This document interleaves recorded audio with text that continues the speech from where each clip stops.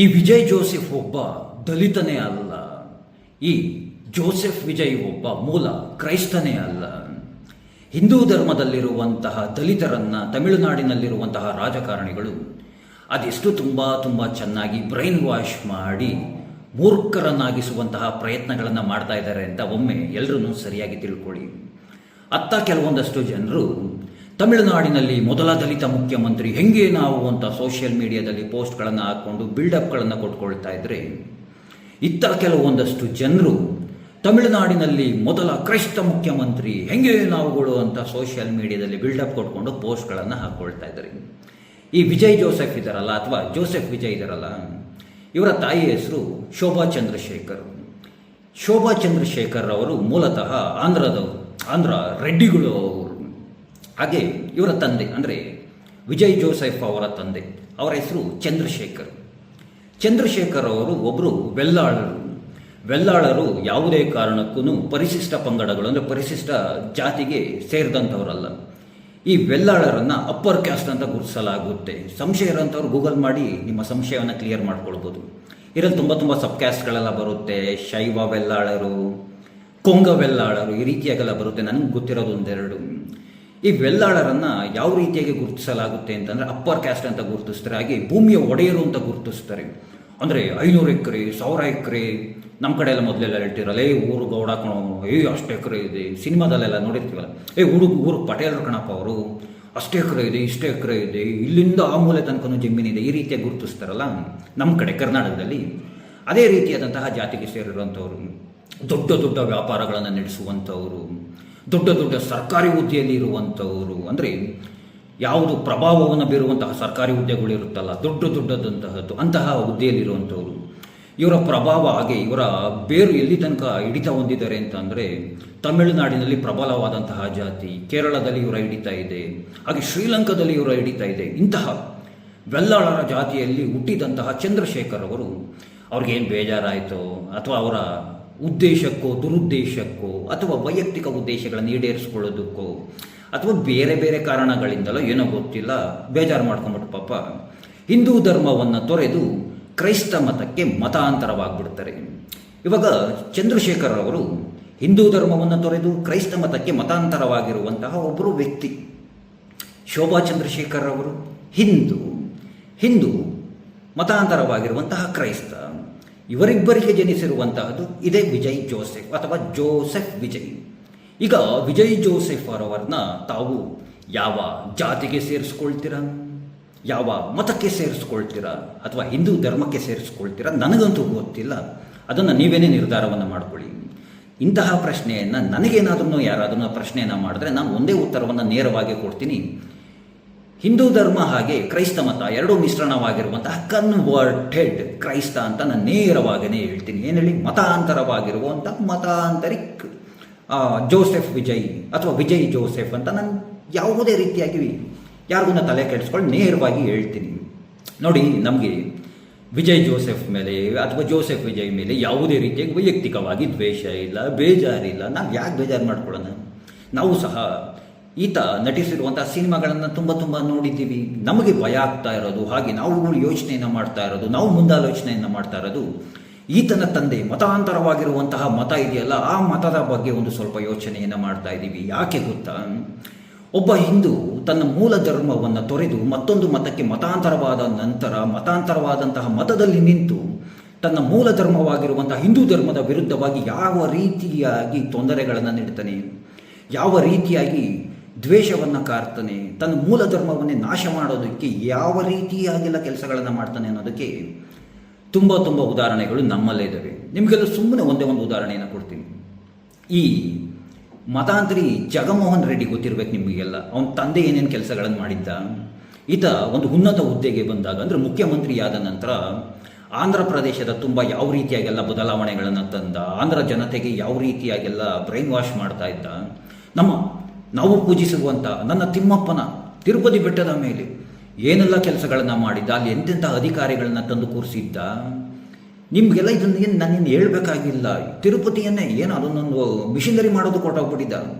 ಆ ರೀತಿಯಾಗಿ ಏನು ಅಲ್ಲಿ ಒಳಗಡೆ ಹೋದರೆ ಯೇಸುವಿನ ಏನದು ಚಿತ್ರಣವಂತೆ, ಪುಸ್ತಕಗಳಂತೆ, ತಿಮ್ಮಪ್ಪಂಗೂ ಎಸಿಗೂ ಏನ್ರಿ ಸಂಬಂಧ?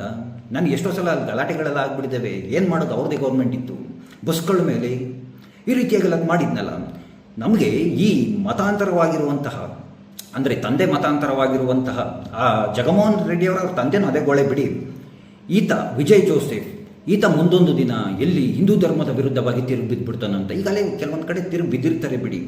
ನೋಡಿ, ಒಬ್ಬ ಮತಾಂತರವಾಗಿರುವಂತಹ ವ್ಯಕ್ತಿ ಏನಿದ್ದಾನೆ, ಆತ ಒಳ್ಳೆಯವನಾಗಿದ್ರು ಆತನ ಹಿಂದೆ ಇರ್ತಾವಲ್ಲ ದೊಡ್ಡ ದೊಡ್ಡ ಕೈಗಳು. ಈ ದೊಡ್ಡ ದೊಡ್ಡ ಕೈಗಳು ಏನು ಮಾಡ್ತವೆ, ಇಂತಹ ಉನ್ನತ ಹುದ್ದೆಯಲ್ಲಿ ಅಂದರೆ ಮುಖ್ಯಮಂತ್ರಿ, ಮಂತ್ರಿ ಅಥವಾ ದೊಡ್ಡ ದೊಡ್ಡ ಸರ್ಕಾರಿ ಇಲಾಖೆಯಲ್ಲಿರೋಂಥವ್ರು, ಇಂಥವ್ರನ್ನ ಬಳಕೆಯನ್ನು ಮಾಡಿಕೊಂಡು ಮತಾಂತರವನ್ನು ಮಾಡೋದಕ್ಕೆ ಅಥವಾ ಹಿಂದೂ ಧರ್ಮದ ವಿರುದ್ಧವಾಗಿ ಪ್ರಚಾರಗಳನ್ನು ಮಾಡೋದಕ್ಕೆ, ಹಿಂದೂ ಧರ್ಮದ ವಿರುದ್ಧವಾಗಿಯೇ ಕೆಟ್ಟ ಹೆಸರುಗಳನ್ನು ತರೋದಕ್ಕೆ ಇವರ ಹಿಂದೆ ಇರುವಂತಹ ದೊಡ್ಡ ದೊಡ್ಡ ಕೆಲವೊಂದಷ್ಟು ಕೈಗಳು ತುಂಬ ಪ್ರಯತ್ನಗಳನ್ನು ಮಾಡ್ತಿರ್ತವೆ. ಅದಕ್ಕೆ ಕೋಟ್ಯಾಂತರ ಫಂಡಿಂಗ್ ಬರ್ತಾ ಇರುತ್ತೆ ಕಣ್ರಿ. ಎಲ್ಲೆಲ್ಲಿಂದ ಬೇಕು ಅಲ್ಲೆಲ್ಲಿಂದ ಬರ್ತಿರುತ್ತೆ ಮತ ಪ್ರಚಾರವನ್ನು ಮಾಡೋದಕ್ಕೆ. ಇಂತಹ ವ್ಯಕ್ತಿಗಳನ್ನು ಬಳಸ್ಕೊಂಡು ಇನ್ಯಾವ್ಯಾವ ರೀತಿಯಾಗಿ ತಮಿಳುನಾಡಿನಲ್ಲಿ ನಾಟಕಗಳು ಪ್ರಾರಂಭವಾಗ್ತವೋ ಏನಾಗ್ತವೋ ನಮಗಂತೂ ಒಂದು ಅರ್ಥವೇ ಆಗ್ತಾ ಇಲ್ಲ. ನಾವು ಇಂತಹ ವಿಚಾರಗಳಿಗೆ ಭಯವನ್ನು ಪಡ್ತಾ ಇದ್ದೀವಿ. ಏನು ಈತ ಹೊಸ ಪಕ್ಷ ಕಟ್ಬಿಟ್ಟ, ಮುಖ್ಯಮಂತ್ರಿ ಆಗ್ಬಿಟ್ಟ, BJPಯಲ್ಲಿಲ್ಲ, ಹಾಗೆ ಹೀಗೆ ಈ ರೀತಿಯಾಗಲ್ಲ. ಎಲ್ಲಿ ಹಿಂದೂ ಧರ್ಮದ ವಿರುದ್ಧವಾಗಿ ಇಂಥವ್ರು ನಿಂತ್ಬಿಡ್ತಾರೋ ಅಂತ ನೀವುಗಳೇ ನೋಡ್ತಾ ಇರ್ಬೋದು. ಈತನ ಕೆಲವೊಂದಷ್ಟು ಮೂವಿಗಳು ನಾನು ನೋಡಿದ್ದೀನಿ. ಯಾಕೆ ಸುಳ್ಳು ಹೇಳಬೇಕು, ನಾನು ನೋಡಿದ್ದೀನಿ. ಈತನ ಅದೆಷ್ಟೋ ಮೂವಿಗಳಲ್ಲಿ ನಾನೇ ನೋಡಿದ್ದೀನಿ. ಹಿಂದೂ ಧರ್ಮದ ಆಚರಣೆಗಳನ್ನು ಮೂಢನಂಬಿಕೆಗಳು ಅಂತ ತೋರಿಸುವಂತಹ ಪ್ರಯತ್ನಗಳನ್ನು ಮಾಡಿರುವಂತಹ ವ್ಯಕ್ತಿ. ಇಂತಹ ವ್ಯಕ್ತಿ ಹಿಂದೂ ಧರ್ಮದ ವಿರುದ್ಧವಾಗಿ ನಿಲ್ಲೋದಿಲ್ವಾ? ಯಾಕೆ ನಿಲ್ಲೋದಿಲ್ಲ? ಖಂಡಿತವಾಗಿಯೂ ನಿಲ್ತಾರೆ ಇಂಥವರೆಲ್ಲ. ನೋಡಿ, ಈ ತಮಿಳುನಾಡಿನಲ್ಲಿ ಹೇಗಾಗ್ಬಿಟ್ಟಿದೆ ಅಂತಂದರೆ, ಈ ಕ್ರೈಸ್ತರು ಹಿಂದೂಗಳನ್ನು ಮತಾಂತರವನ್ನು ಮಾಡಿಬಿಟ್ಟಿದಾರ ಅಥವಾ ಹಿಂದೂಗಳನ್ನೇ ಯೇಸುನ ಮತಾಂತರವನ್ನು ಮಾಡ್ತಾ ಇದ್ದಾರಾ ಅನ್ನೋದು ಅರ್ಥವೇ ಆಗ್ತಾ ಇಲ್ಲ. ಏನು ಕತೆ ಅಲ್ಲಿರುವಂತಹ ಹಿಂದೂಗಳದು, ಅಯ್ಯೋ ಅದು ಏನು ಕರ್ಮನೋ, ತಮಿಳ್ನಾಡಿಗೆ ಹೋಗಿ ನೋಡ್ಬಿಡ್ಬೇಕು ಅವ್ರು ಉಟ್ಕೊಳ್ಳೋಣ.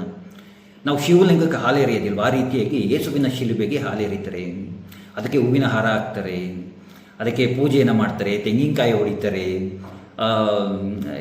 ಇಲ್ಲೆಲ್ಲ ಒಂದು ಕಡೆ ನಮ್ಮ ಕರ್ನಾಟಕದಿಂದ ದೇವಸ್ಥಾನಗಳಿಗೆ ಅಂತ ಹೋಗ್ತಾರೆ.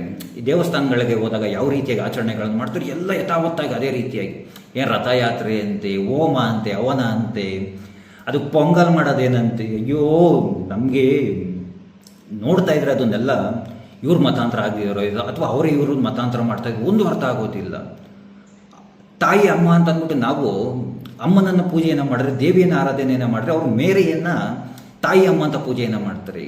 ಅದು ಏನು ಕುಂಕುಮ ಇಟ್ಟು ಸೀರೆ ಉಡಿಸಿ ಕೈ ಬಳೆಗಳನ್ನೆಲ್ಲ ತೊಡಿಸಿ, ಎಂತಹ ಚಿತ್ರ ವಿಚಿತ್ರ. ನಾನು ಹಾಗಾಗಿನೇ ಹೇಳ್ತಾ ಇರೋದು, ಒಂದು ಧರ್ಮದ ಆಚರಣೆಯನ್ನು ಯಾವಾಗ ಸಂಪೂರ್ಣವಾಗಿ ಡೆಸ್ಟ್ರಾಯ್ ಮಾಡಿಬಿಡ್ತೀವೋ ಆವಾಗ ಆ ಧರ್ಮವನ್ನೇ ಡೆಸ್ಟ್ರಾಯ್ ಮಾಡಿದ ಹಾಗೆ ಮುಂದಿನ ಪೀಳಿಗೆ, ಅಂದರೆ ನಿಮ್ಮ ಮಕ್ಕಳು ಮೊಮ್ಮಕ್ಕಳು ಯಾರಾದ್ರೂ ಈ ಆಚರಣೆ ಮೂಲ ಕ್ರೈಸ್ತ ಧರ್ಮದಿಂದ ಹಿಂದೂ ಧರ್ಮಕ್ಕೆ ಆಚರಣೆ ಬಂದಿರೋಂತಹದ್ದು, ಈ ಕುಂಕುಮ ಇಡುವಂಥ ಆಚರಣೆ ಕ್ರೈಸ್ತ ಧರ್ಮದಿಂದ ಹಿಂದೂಗಳು ಕಾಪಿ ಮಾಡಿಬಿಟ್ಟಿದ್ದಾರೆ. ಮುಂದೊಂದು ದಿನ ಈ ರೀತಿಯಾಗಿ ಪ್ರಚಾರ ಮಾಡ್ತಾರೆ. ಹಾಗೆಯೇ ಈ ಜಾತ್ಯತೀತೆಯ ಸಿದ್ಧಾಂತಗಳು ಅನ್ನೋದೇನಿದೆ, ಈ ಬುರ್ಡೆ ಜಾತ್ಯತೀತೆಯ ಸಿದ್ಧಾಂತನ ನಾನು ಯಾವತ್ತೂ ಒಪ್ಕೊಳ್ಳೋದೇ ಇಲ್ಲ. ಯಾಕೆ ಅಂತ ಹೇಳ್ತೀನಿ ಕೇಳಿ.